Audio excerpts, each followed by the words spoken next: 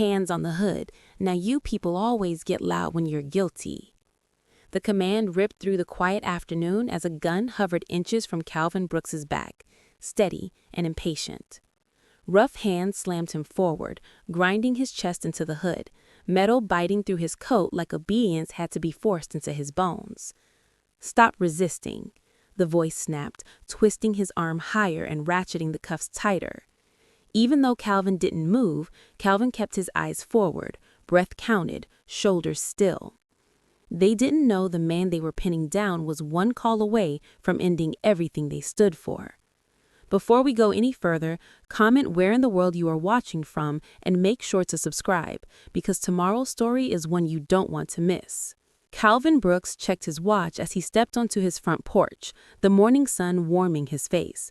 The folder he carried contained grant paperwork for the youth mentoring program, documents that needed signatures by noon. His brown overcoat sat perfectly pressed over his white dress shirt and blue tie, a professional appearance he'd maintained through 20 years of community work. The quiet suburban street stretched before him, lined with neat lawns and American flags hanging from front porches. Kids' bicycles lay scattered on driveways, testament to the neighborhood's peaceful routine. Calvin inhaled deeply, appreciating the crisp autumn air as he started down his walkway. A patrol car creeped into view, moving slowly behind him as he walked. Calvin kept his pace steady, though his shoulders tensed slightly. He'd learned long ago to stay calm when police appeared, no matter how routine the encounter might seem. The engine suddenly roared to life, tires crunched against asphalt as the patrol car surged forward, the sound shattering the morning quiet.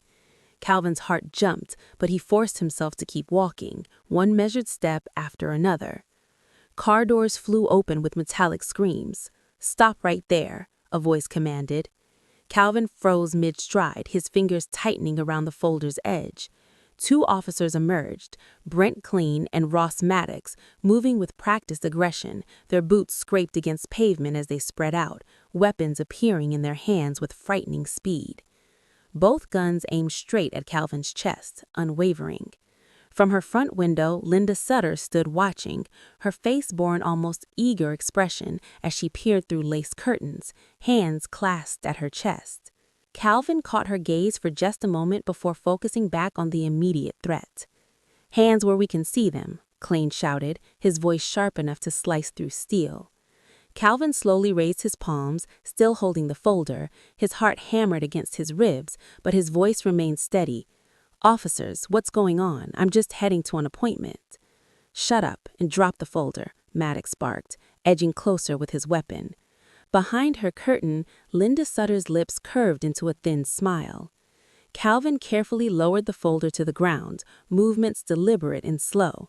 The grant papers inside represented months of work, but right now they meant nothing compared to staying alive. "I'm complying. Officers, please tell me what this is about." "Turn around." "No, stop. Get on your knees." Klein rapid-fired commands, each one contradicting the last. "Hands on your head, face down. Don't move." Calvin's mind raced to process the conflicting orders while keeping his body still. Sweat beaded on his forehead despite the cool morning air. 20 years of navigating situations like this had taught him to move with exaggerated care, to speak softly, to make himself as unthreatening as possible. "I'm following your instructions," he said calmly, though his throat felt dry as sand. "Please, just tell me what's happening." Officer Maddox circled behind him, boots crunching on fallen leaves. Calvin fought the instinct to turn his head, keeping his gaze forward and his hands visible. His legs trembled slightly from holding the awkward position. "Someone reported a suspicious person," Klein sneered, gun still aimed center mass. "You match the description." Calvin's stomach clenched. He knew exactly who had made that call and why, but arguing would only escalate things. "I live here, officers. I'm just walking to an appointment. My ID is in my coat pocket if you'd like to see it." "Did I tell you to speak?" Klein's voice rose sharply. "Keep your mouth shut." Maddox moved closer, his presence a looming threat behind Calvin's back. Without warning, the officer grabbed Calvin's right arm, twisting it roughly behind him. The sudden movement threw Calvin off balance. He stumbled, trying to keep his footing while maintaining his calm demeanor. "Officer, please, I'm not resisting." "Stop resisting," Klein roared, his voice echoing down the quiet street. The words hung in the air like a gunshot. Linda Sutter pressed closer to her window, drinking in the scene with undisguised satisfaction. Other curtains began to twitch along the street as neighbors peeked out, drawn by Klein's shout. The peaceful morning had shattered into something ugly and familiar. From her front porch across the street, Joan Pritchard emerged silently, phone already raised. Her arthritis-gnarled fingers were steady as she pressed record, capturing every moment of what was unfolding. Her doorbell camera blinked its silent red light, collecting evidence that would soon become vital. Calvin remained still despite the pain shooting through his twisted arm, despite the gun still pointed at his chest, despite the knowledge that this moment could end his life if he made the slightest wrong move. His tie fluttered slightly in the morning breeze, the tie he'd chosen so carefully to look professional, respectable, safe. None of that mattered now. The grant papers scattered across the sidewalk, caught by the wind. 20 years of careful living, of following the rules, of keeping his head down, all of it blown away just as easily as those papers. But Calvin kept his voice level, his movements minimal, his dignity intact. Even as Maddox's grip tightened painfully on his arm, even as Klein's finger tensed on the trigger, he refused to give them the reaction they wanted. From his painful position, Calvin watched Officer Klein's boots scrape against the pavement as the officer circled him like a predator. The morning sun caught the barrel of Klein's gun, still trained steadily on Calvin's chest. Every breath felt dangerous, every slight movement a potential trigger. "I said, stop resisting," Klein's voice carried down the street, deliberately loud, performing to an audience that grew with each shout. His free hand shot out, grabbing Calvin's wrist and twisting it upward at an unnatural angle. Pain exploded through Calvin's arm and shoulder. His knees buckled involuntarily as white-hot agony raced through his joints. Still, he fought to keep his voice steady, dignified. "Officer, please, I'm complying. I'm not resisting anything." "He's fighting," Klein announced to the neighborhood, twisting harder. "He's resisting arrest. Maddox, help me control him."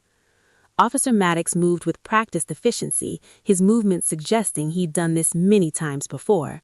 His hands locked onto Calvin's shoulders from behind, fingers digging into pressure points that sent fresh waves of pain through Calvin's body.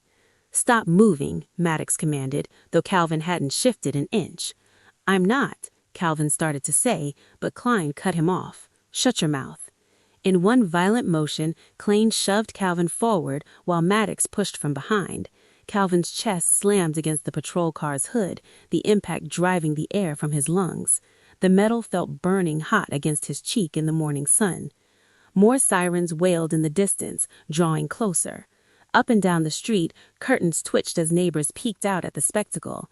Some filmed with phones, others quickly drew their blinds, choosing not to witness what was happening in their peaceful suburb. Linda Sutter emerged from her house, phone clutched dramatically to her chest. She took small theatrical steps down her front walk, her face arranged in an expression of exaggerated fear, but her eyes gleamed with satisfaction as she watched Calvin being forced to the ground. "Officers," she called out, voice trembling with false concern, "I'm so glad you responded quickly. I was terrified when I saw him walking around our neighborhood." Calvin felt the concrete scrape his knees as Maddox kicked his legs apart. The officer's knee pressed into his back, grinding him into the pavement. His perfectly pressed brown overcoat, chosen so carefully to project respectability, was now stained with dirt and engine grease. "This is completely unnecessary," Calvin managed to say, fighting to keep his voice level, despite the knee crushing his spine. "I live here. I'm just trying to still—" "Running your mouth." Klein grabbed Calvin's arms, yanking them behind his back with excessive force. The handcuffs clicked several notches too tight, metal biting into Calvin's wrists. "Maybe a ride downtown will teach you some respect." The folder Calvin had been carrying lay forgotten on the ground, its contents scattered across the sidewalk. Grant proposals and budget sheets fluttered in the morning breeze, some sliding into puddles, others catching in nearby bushes. Months of work reduced to litter while neighbors watched from behind their windows. More patrol cars arrived, flashing lights, creating a carnival atmosphere. Each new siren drew more attention, more witnesses to Calvin's humiliation. He could feel the weight of their stares as he lay face down on the pavement. Linda Sutter had edged closer, phone raised now to record the scene. "Officers," she said loudly enough for everyone to hear, "I'm so glad you responded quickly. I was terrified when I saw him walking around our neighborhood. You can never be too careful these days." Calvin closed his eyes briefly, understanding washing over him like ice water. This wasn't about law enforcement. This wasn't about safety. This was about putting him in his place, about making a spectacle of his dignity. Every shout, every rough handling, every tight clink of the cuffs, it was all choreographed to send a message to him and everyone watching. Klain and Maddox hauled Calvin to his feet, gripping his arms with excessive force. His tie, the blue one he'd chosen this morning, thinking it looked born of hours of humiliation and mounting frustration. Klein's head snapped up, eyes narrowing. "You want to add threatening an officer to that list? Keep running your mouth." A desk sergeant wandered over, coffee cup in hand. "Problems?" "Nah," Maddox said smoothly. "Just another tough guy who doesn't know when to be quiet." They led Calvin down a narrow hallway to a small holding room with a metal table bolted to the floor. The chairs scraped against concrete as Klein pulled it out. "Sit," he ordered. "Maybe some time in here will help you remember how this really went down. Admit you got aggressive, and maybe we can work something out." Calvin lowered himself into the chair, spine straight, face composed, despite the tremor of rage he felt. "I won't admit to something that didn't happen." "Have it your way," Maddox said with a shrug. "Hope you don't have anywhere important to be tonight." The door closed with a heavy click, leaving Calvin alone with the hum of fluorescent lights and the distant sound of voices. His thoughts drifted to the scattered papers on the sidewalk, grant proposals that had taken months to prepare, now probably ruined. His carefully planned day destroyed because someone decided his presence in his own neighborhood was threatening. Time stretched like taffy in that small room. 1 hour bled into 2, then 3. No water, no bathroom break, just the constant awareness that this was another form of control, making him wait, making him wonder, wearing him down. The door opened suddenly and a young officer stuck his head in. "Brooks, you've got a visitor." Calvin was led back to the front desk area. Joan Pritchard stood there, her silver hair neat as always, her spine straight as a ruler. Despite her age, she radiated an energy that made the officers behind the desk shift uncomfortably. "I've brought some items that need to be entered into evidence," Joan announced, her librarian's voice cutting through the station noise. She placed a thick folder on the counter. "A complete timeline of today's events, including timestamps from my doorbell camera, which captured the entire incident from multiple angles." The desk sergeant started to speak, but Joan continued as if she hadn't moved. "I've also included detailed notes of what I witnessed, particularly the officer's escalation of force against an obviously compliant citizen." She adjusted her glasses. "I've already backed up multiple copies of the video footage, of course. Standard archival practice." The atmosphere in the room shifted subtly. The desk sergeant picked up the folder with more care than he'd shown anything else that day. "We'll look into this," he said slowly. "Yes, you will," Joan agreed pleasantly. Her eyes met Calvin's. "Are you all right?" Calvin nodded, touched by her presence and preparation. "Trust the librarian to document everything." "He gets his phone call now," Joan informed the sergeant. It wasn't a question. Minutes later, Calvin stood at a wall-mounted phone, his fingers hovering over the keypad. The card was years old, carried more out of habit than hope. A White House liaison's contact information given to him after a community service recognition event. Ethan Ward had seemed genuinely impressed by Calvin's volunteer work, had told him to call if he ever needed anything. Calvin had never imagined needing it like this. The station had grown quieter as night fell. He could feel eyes on him, Klein and Maddox hovering near the desk, Joan's steady presence by the door, the curious glances of other officers. His hands wanted to shake. He wouldn't let them. Carefully, deliberately, he dialed the number. Each digit felt like a step into unknown territory. The phone rang once, twice, 3 times as Calvin's heart hammered against his ribs. This could be his only chance to get ahead of the false narrative being built against him. On the fourth ring, just as doubt began to creep in, the line clicked. "This is Ethan Ward's office," a crisp voice answered.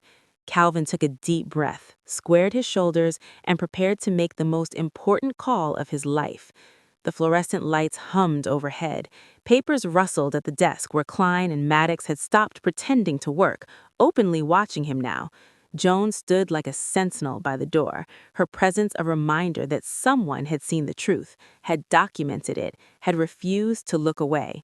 The receiver felt heavy in Calvin's hand as he prepared to speak, knowing these next words could determine whether justice would be buried under paperwork or forced into the light. From the receiver of the phone, Calvin heard rustling papers and typing. He kept his voice low but clear. "Mr. Ward, this is Calvin Brooks. We met 3 years ago at the Community Leadership Recognition event. I need to report a civil rights violation." "Mr. Brooks, yes, I remember your work with the Youth Mentorship Program." Ethan's casual tone shifted to something more measured. "Please proceed with just the facts." Calvin gripped the phone tighter, conscious of the eyes on him. "Today, at approximately 2 p.m., I was walking to an appointment in my neighborhood. 2 officers, Brent Klein and Ross Maddox, approached me with weapons drawn. I complied with all commands, but they claimed I was resisting. They arrested me at gunpoint. There's video evidence, but I'm concerned it might disappear." The typing on the other end stopped. "Are you currently in custody?" "Yes. At the central station. They're still processing the paperwork." "Are you injured?" "No serious injuries. Some bruising from the handcuffs." "One moment." The line went quiet except for rapid clicking. "Mr. Brooks, I'm connecting you to the Department of Justice Civil Rights Division intake line. They'll record your statement. After that, I strongly advise you to obtain counsel immediately and document everything: times, names, badge numbers, witnesses. Can you do that?" "Yes," Calvin said, his chest tight with relief that someone was listening. "My neighbor already has video footage backed up." "Good. Hold for transfer." A new voice came on the line, crisp, professional, female. "This is Special Agent Monica Torres. I'm recording this call. Please state your name and location." Calvin repeated his account, adding every detail he could remember. Behind him, he heard footsteps quickening, voices dropping to whispers. A sergeant hurried past, phone pressed to his ear. "Thank you, Mr. Brooks," Agent Torres said when he finished. "We're initiating preliminary inquiries. Do not discuss this call with the officers. If they ask, simply say you contacted your attorney." The call ended, but its effects rippled through the station immediately. The desk area had become a hive of nervous energy. Officers clustered in corners, speaking in low tones. Phones rang at multiple desks. Calvin caught fragments of conversations as he was led back to the holding bench. "Chief Vance needs to be notified. Federal inquiry already. Body cam footage secured. Could be serious." Officer Klein strode past, his earlier swagger replaced by rigid posture and tight lips. He wouldn't meet Calvin's eyes. Officer Maddox was nowhere to be seen. In the lobby, Joan Pritchard sat ramrod straight in a plastic chair, her phone in her hands. Her fingers moved steadily across the screen, methodically creating digital breadcrumbs that couldn't be erased. She'd positioned herself with a clear view of both exits and the booking desk, recording every movement like the keeper of records she'd been for 40 years. The station's atmosphere transformed. The casual indifference was gone, replaced by an undercurrent of tension. Officers who had ignored Calvin earlier now cast wary glances his way. A young desk clerk whispered into her phone, "Yes, sir, Chief Vance is being briefed now." More senior officers appeared, their brass gleaming under fluorescent lights. They huddled near the watch commander's office, gesturing at papers and phones. Calvin recognized the shift in power. He was no longer just another arrest to be processed and forgotten. He'd become a problem they hadn't anticipated. The minutes ticked by. Joan's presence anchored him as she continued her quiet documentation. She'd occasionally catch his eye and give a slight nod, reassuring him that every detail was being preserved. Her phone would buzz and she'd tap out another message, building redundancy into their truth. Around 11:45 p.m., the station door opened. A woman in a crisp blazer entered, her badge hanging from a chain around her neck. The chatter in the station died immediately. She moved with the confidence of someone used to asking uncomfortable questions and expecting honest answers. Lieutenant Sandra Pike, Internal Affairs, she announced to the watch commander. Her voice carried across the now quiet room. Where are Officers Klein and Maddox? Break room, someone muttered. Get them. Pike's tone left no room for delay. She turned to the desk sergeant. I need their body cams. All footage from today's shift now. The sergeant shifted uncomfortably. Ma'am, there's a process for that. Process changed about 20 minutes ago when this became a federal inquiry. Pike cut her off. Cameras now, and if anyone's access to that footage in the last 6 hours, I want to know who and why. Calvin watched as the station's carefully constructed narrative began to crack. Officers who had been so certain of their authority now moved with the jerky energy of people realizing their actions would face scrutiny.